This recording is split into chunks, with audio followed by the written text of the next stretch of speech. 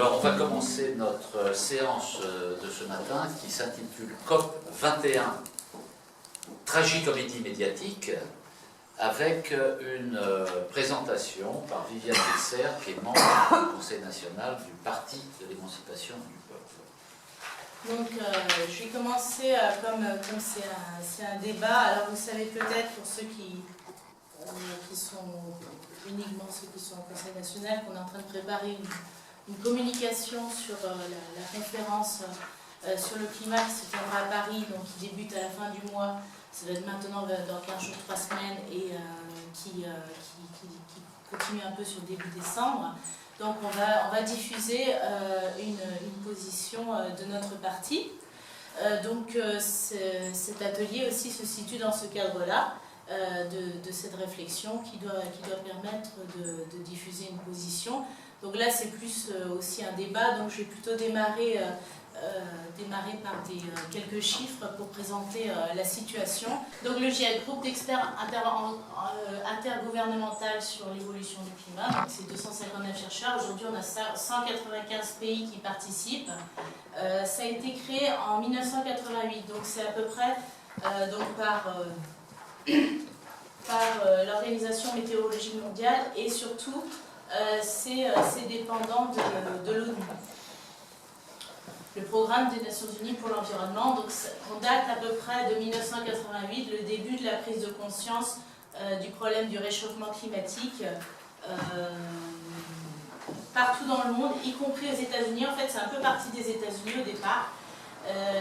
Et donc c'est à peu près la date, 88, la création du GIEC, et 90 vraiment là où on a commencé à négocier sur la question climatique.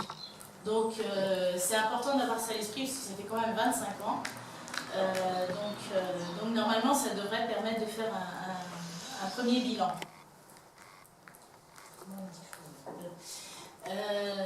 Donc les missions du GIEC, c'est mettre à la disposition des responsables politiques des évaluations techniques et scientifiques sur l'évolution climatique. J'espère que je parle assez fort, mais oui, j'ai un problème de voix.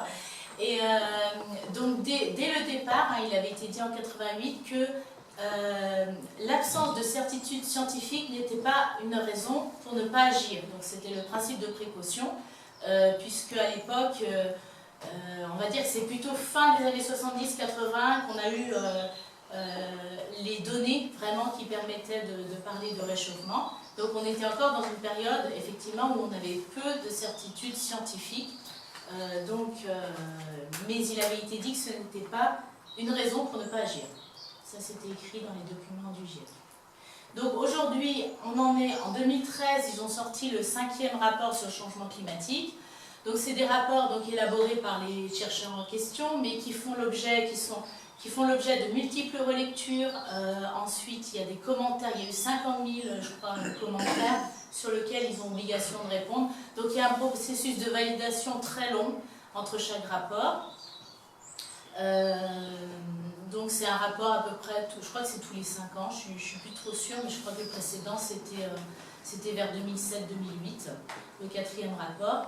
Et entre-temps, en 2014, ils ont aussi produit un rapport sur l'atténuation du changement climatique. Donc ça, c'est assez nouveau. Donc c'est pas juste l'évaluation du phénomène et le prévisionnel, mais également comment faire des préconisations pour atténuer le changement climatique. Alors, le réchauffement des surfaces terrestres et océaniques. Alors, il faut savoir que tous les chiffres ou tous les articles que vous allez voir sur les réchauffements climatiques, que ce soit le dossier du Monde diplomatique, Alternative économique aussi a sorti un dossier, enfin il en sort là tout plein en pagaille, tous les chiffres sont tirés de la même source, le GIEC, qui fait référence. Donc vous retrouvez, et les dirigeants vont également s'appuyer là-dessus, puisque le GIEC publie également des recommandations et des résumés à l'attention des dirigeants politiques, donc vraiment ciblés sur la décision politique. Donc on retrouve dans les déclarations d'hommes politiques des phrases entières qui sont tirées des rapports du GIEC. Donc chacune des 3 dernières décennies a été successivement plus chaude à la surface de la Terre que toutes les décennies précédentes depuis 1850. Les années 1983 à 2012 constituent probablement la période de 30 ans la plus chaude qu'ait connue l'hémisphère nord depuis 1400 ans. Et alors, je vais vous afficher la carte. Donc ça, c'est la carte de la température on dit à la surface de la Terre. Alors c'est une température de surface, pourquoi c'est important de le préciser? Parce que sur toute la surface du globe, évidemment, on a la surface de la Terre, et puis on a aussi les températures en hauteur, dans la stratosphère par exemple, et puis dans l'océan, on a aussi la notion de température en profondeur. Donc, les températures de l'océan en profondeur ne bougent pas ou très peu pour l'instant, parce qu'il y a une très forte inertie de l'océan, c'est une très grosse masse d'eau. Donc là, on parle bien de la température de surface. C'est également de la température de surface dont on parle quand on donne l'objectif des 2 degrés. D'accord? Alors, l'objectif des 2 degrés, c'est 2 degrés par rapport à la période pré-industrielle, 1880, vers là. D'accord, et non pas par rapport à 1990. Il y a aussi des références qui sont prises par rapport à 1990, mais quand on parle des 2 degrés, c'est par rapport à la période pré-industrielle, sachant que aujourd'hui, depuis 1880, on a déjà une augmentation de 0,85 degrés. Ça veut dire que sur les 2 degrés d'objectif, on en a déjà consommé 0,85. Alors, c'est une moyenne, hein, c'est-à-dire que vous voyez en violet, c'est 2,5 degrés. Hein, globalement, sur toutes les terres, on a... Alors, les cases blanches, c'est quand on a peu de données. Mais sur toutes les terres, c'est globalement un peu plus chaud que sur les océans. Et en France, on doit plutôt être entre 1,5 degré vers là. Voilà. Alors, le réchauffement océanique représente plus... Alors, c'est mal formulé la phrase, je suis désolée. Le réchauffement océanique représente plus de 90% de l'énergie accumulée entre 71 et 2010. Alors, sur l'océan, on a des données plus récentes, on a moins de données anciennes, plus exactement. Donc, tous les études commencent plutôt vers 71. Et c'est en 2005 qu'on s'est doté de balises partout sur l'océan pour mesurer les températures de surface. Et en fait, ce que veut dire cette phrase, c'est en fait que l'océan absorbe énormément d'énergie, à 90%, mais se réchauffe peu, parce qu'il y a un effet de masse. Et parce que d'abord, il se réchauffe en surface, ensuite ça se transmet dans les couches intermédiaires, dans la profondeur. Donc en fait, c'est un effet atténuateur du réchauffement climatique. Voilà. Un amortisseur. Mais ça veut dire aussi que si ça s'arrête de se réchauffer, l'océan va continuer à se réchauffer pendant des milliers d'années. Ça va continuer à progresser en profondeur. L'inertie joue dans les 2 sens. L'inertie joue dans les 2 sens. Pour l'instant, ça nous est favorable, mais le jour où on réussira à entamer une imitation, il faudra tenir compte de ce phénomène. La fonte des neiges et des glaces et l'augmentation du niveau des mers. Donc, la banquise arctique au cours de la période 79-2012, alors elle a diminué d'environ 10% par décennie. Alors il y a le minimum d'été, c'est ce qu'on appelle le minimum d'été. La banquise arctique, c'est bien les glaces sur la mer, hein, c'est pas la calotte du Groenland, hein, à ne pas confondre. Parce que la calotte, elle a encore quelques siècles devant elle. Hein, Par contre, la banquise arctique, donc c'est prévu qu'elle disparaisse à très court terme. Entre 1901 et 2010, le niveau moyen des mers à l'échelle du globe s'est élevé de 20 cm. Alors, on jongle toujours avec des périodes de temps différentes, hein, je suis désolée, mais c'est en fait, ça dépend si on a des données anciennes ou récentes pour pouvoir en parler.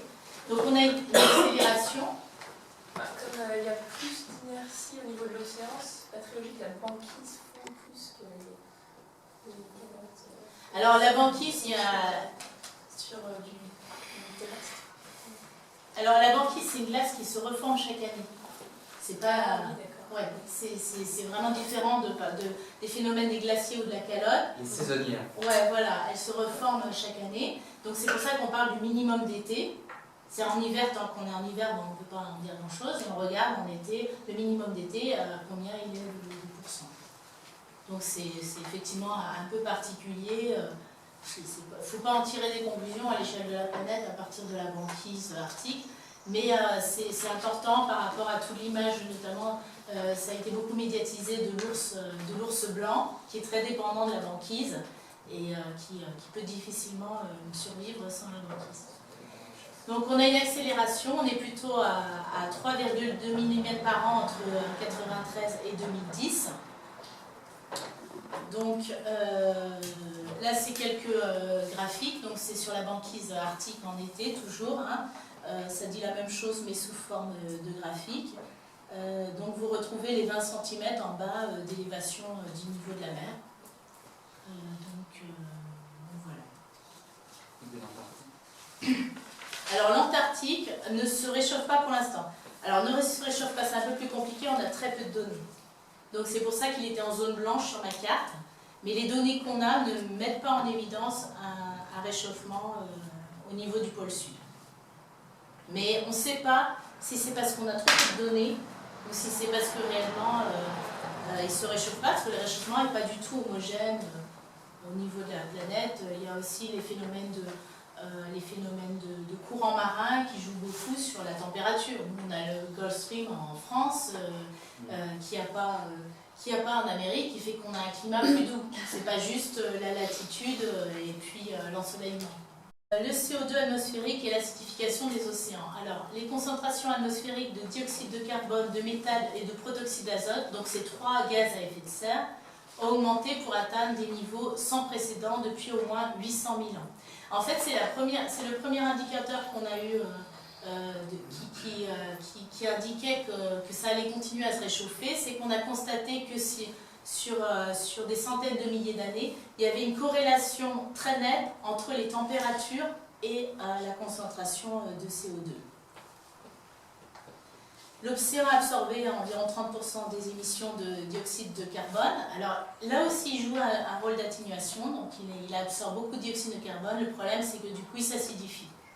Donc on a une baisse de pH. Alors pour l'instant, c'est en dixième d'unité de pH, bon, sachant que le pH est une unité logarithmique, donc ça ne bouge pas beaucoup, même quand il y a une acidification assez forte.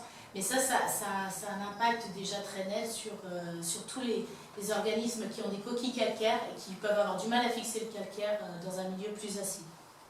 Donc le CO2 a bougé de plus 40% entre 1750 et 2012. Donc les principales causes pour les émissions de CO2, c'est d'abord les combustibles fossiles et ensuite l'utilisation des sols, donc beaucoup la déforestation, notamment les cultures sur le public. Donc l'activité humaine principale responsable du réchauffement. Donc là, à chaque rapport, le GIEC renforce les données pour appuyer cette hypothèse qui n'est plus une hypothèse mais qu'ils affirment maintenant comme une certitude. Donc l'homme est la cause principale du réchauffement observé depuis le milieu du XXe siècle. Là c'est un peu petit, je suis désolée. Donc on note que cela affecte le cycle mondial de l'eau depuis 1960. Notamment en augmentant les quantités en vapeur d'eau.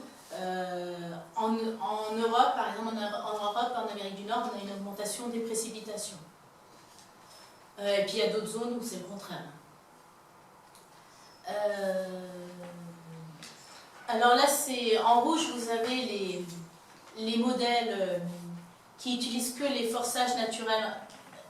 Non. En bleu, que les forçages naturels, c'est-à-dire tous les phénomènes naturels du type El Niño.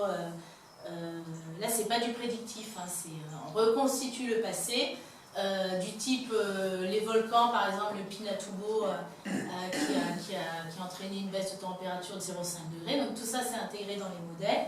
Et en rouge, vous avez les modèles en intégrant la présence de l'homme et tous les facteurs liés à l'homme. Et la courbe noire, c'est la courbe réelle observée. Les prévisions.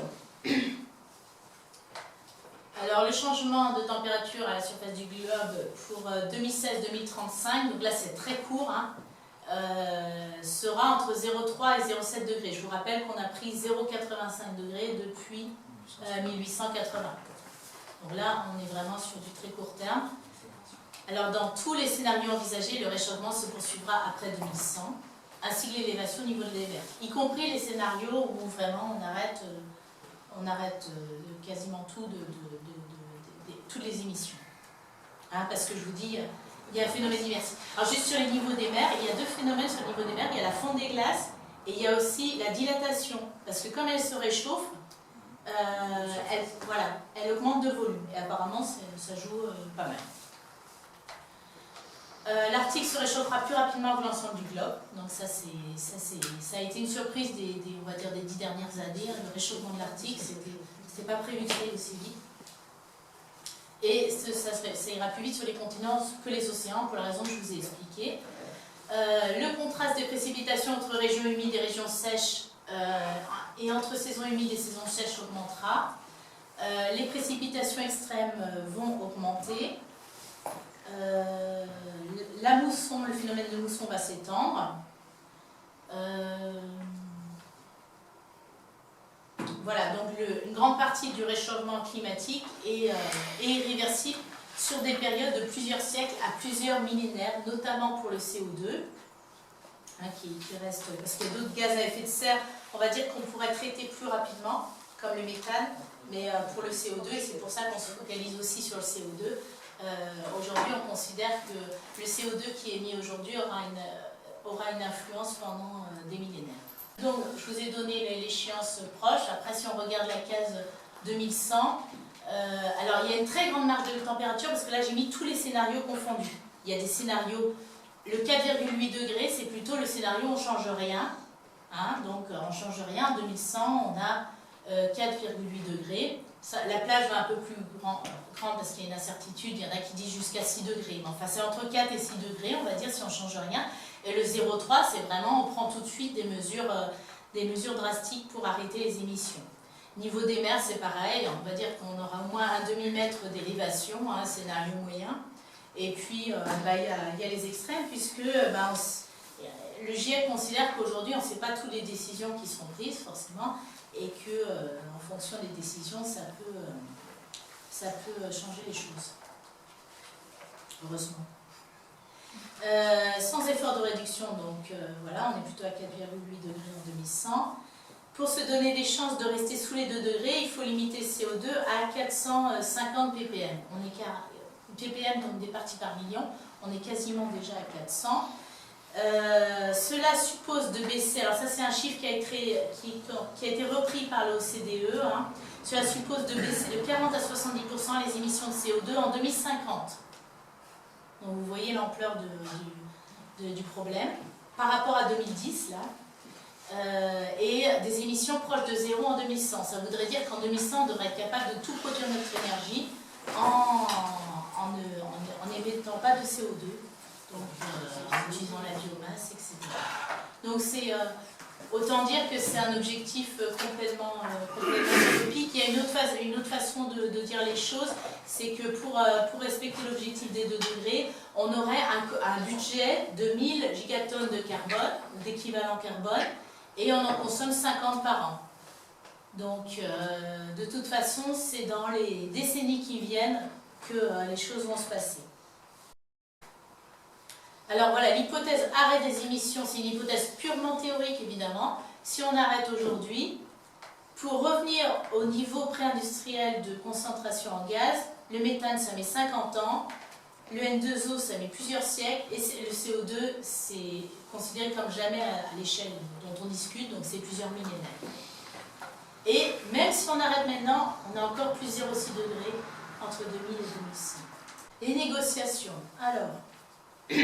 Donc en 1997, on a eu le protocole de Kyoto qui engage 38 pays industriels à réduire les émissions de gaz à effet de serre de 5% en 2008-2012. Donc on y est, on a même déjà dépassé par rapport à 90. Le problème, c'est que le protocole de Kyoto n'est rentré en vigueur qu'en 2005 parce qu'il fallait qu'il y ait 55 pays représentant 55% des émissions et il a fallu que la Russie rentre dans le protocole de Kyoto pour qu'il rentre en vigueur, alors qu'il avait été signé en 1997. Vous voyez déjà les temps longs des négociations. Et donc évidemment, en 2011, on a décidé de le prolonger après 2012 parce qu'il n'y avait pas d'autres accords de substitution et qui venaient juste de rentrer en vigueur. En 2011, le Canada s'est retiré parce que Le Canada s'est jeté dans la bataille des sables bitumineux. Les USA ne l'ont jamais ratifié. Hein, ça, c'est voilà. Donc, un protocole complètement bancal. Et la COP21, l'objectif, donc la COP21, c'est le nom de la conférence de Paris, hein, de négocier l'après-Kyoto, c'est-à-dire de faire un accord qui doit s'appliquer à partir de 2020. Donc on a raison de commencer tôt, hein, parce que vu le temps que ça prend. Et là, je vous disais, par exemple, il y a une déclaration de Comme ça, je sais pas, c'est dépêché de refaire pareil. ouais, j'ai pas cité là, mais pour moi c'est l'OCDE, c'est le G7, pardon, c'est le G7, les pays du G7 qui ont déclaré en juin qu'ils allaient faire les efforts nécessaires. Ils ont repris l'objectif du GIEC d'être entre 40 et 70% d'ici 2050. Donc la situation a beau se dégrader, ils continuent à maintenir leur objectif des 2 degrés qu'on peut considérer aujourd'hui comme complètement utopique. Pourquoi complètement utopique? Parce qu'en 2013, on avait des émissions de gaz à effet de serre qui étaient plus élevées de 61% par rapport à 1990. 1990, donc la date à laquelle on a commencé à négocier, ça montre les résultats tout à fait intéressants qu'on a obtenus. Avec une accélération, et comme je vous ai dit, donc, on a plutôt plus 1,3% sur la première période, et la dernière décennie, on est à plus 2,2%. Je vais arrêter de vous asséner de chiffres. Hein. Et puis en plus, on a l'Agence internationale de l'énergie qui nous dit que la demande en énergie augmentera de 37% en 2040, parce qu'effectivement, il y a ça aussi, hein, la population augmente, les besoins en énergie augmentent, et donc on doit faire face à cette demande en énergie, c'est tout l'enjeu. Bon, et puis évidemment, les énergies fossiles, c'est un secteur qui continue à être largement subventionné, beaucoup plus, 4 ou 5 fois plus que les énergies renouvelables. Alors ça c'est un graphique, vous voyez peut-être pas les petits chiffres, mais c'est un peu trompeur parce que c'est par rapport à une base 190. Donc la Chine, c'est la courbe qui monte en flèche là. Ça ne veut pas dire que la Chine aujourd'hui produit beaucoup plus que l'Union européenne qui est en rouge en bas. Ça veut dire simplement que par rapport à 1990 en base 100, elle produit 4 fois plus. D'accord? Et l'Union européenne a baissé. Alors le problème, c'est que on comptabilise les émissions sur le territoire. Et que entre-temps, on a désindustrialisé l'Union européenne. Et donc on a beaucoup moins d'émissions liées. Simplement, dès qu'il y a une baisse de croissance économique, on l'a vu en 2008, les émissions de gaz à effet de serre baissent. Donc c'est d'ailleurs la seule année où on a réussi à baisser de 1% les gaz à effet de serre dans l'Union européenne. Et donc, en fait, c'est pas du tout lié aux efforts ou aux non-efforts, parce qu'on pourrait dire la Chine ne fait rien, ok, la Chine ne fait rien, mais en fait, c'est complètement lié à la croissance économique. Hein, donc, ça veut dire qu'on laisse faire la croissance. Et à la délocalisation. Et à la délocalisation. Alors, il n'y a pas beaucoup d'études, ça, ce serait intéressant de savoir. J'ai un chiffre là, mais à mon avis, qui est sous-estimé par rapport à d'autres études que j'ai vues, qui dit que l'OCDE, ses émissions ont augmenté de 3% entre 1990 et 2012, mais si on compte les importations, ce serait plus 13%. D'accord? Donc, et puis il y a des chiffres qui montrent plutôt que c'est 6 fois plus, c'est-à-dire quand on baisse de 100, si on substitue par des importations, c'est plutôt 6 fois plus. Bon, ça c'est des études qui ne sont pas encore très fiables à mon sens, hein. Donc, mais il y a certainement un effet parce que nous on a des systèmes de production qui sont plus économes en carbone. Donc en fait quand on produit chez nous, c'est mieux que de produire à l'autre bout du monde. Il n'y a pas de transport et puis on produit avec une intensité en carbone qui s'améliore d'année en année. C'est-à-dire qu'on consomme moins d'énergie fossile pour produire les mêmes unités de produits d'année en année, ce qui n'est pas du tout le cas pour l'instant dans les pays asiatiques, puisqu'ils n'ont pas forcément accès aux mêmes technologies. Donc forcément, de délocaliser, ça dégrade énormément notre bilan carbone. Et évidemment, c'est un argument pour nous pour dire qu'il faut relocaliser, puisque on va tout de suite d'abord supprimer le transport et puis les produire dans des conditions beaucoup plus économes en énergie. Oui, sur l'état d'esprit des négociations, donc 2009 c'était Copenhague, alors c'est une année où Il ne s'est rien passé au final, mais bon, on y a cru. Enfin, moi j'y ai cru, disons. Et donc ça, c'était l'affiche qui avait... il y avait plein d'affiches en fait avec Obama, Merkel, etc. Qui montraient les dirigeants. En 2009, donc à l'époque, Sarkozy, il était tout jeune, je ne sais pas si vous vous rappelez. Et donc il le montrait vieilli, avec des cheveux blancs, et qui disait je suis désolé, nous aurions pu arrêter le changement climatique, nous ne l'avons pas fait, donc c'est une projection en 2020. Donc c'est une image un peu choc quand même, et moi je trouvais en termes de communication, c'était pas mal. D'ailleurs, tout le monde prenait des photos. Et vous voyez comment on a régressé. Donc cette année, la communication, c'est nous comptons sur vous. Hein, vous voyez le changement, hein, comme quoi C'est pas même ça. nous comptons sur vous. Donc voilà. Et alors là, bon, ça c'est juste une image de la communication. Les dinosaures aussi ont vécu un truc dans ce genre-là, ils n'ont rien fait non plus. Bon, à double tranchant l'inégalité, parce que c'est nous qui sommes responsables du réchauffement, nous au sens large, hein, les pays développés.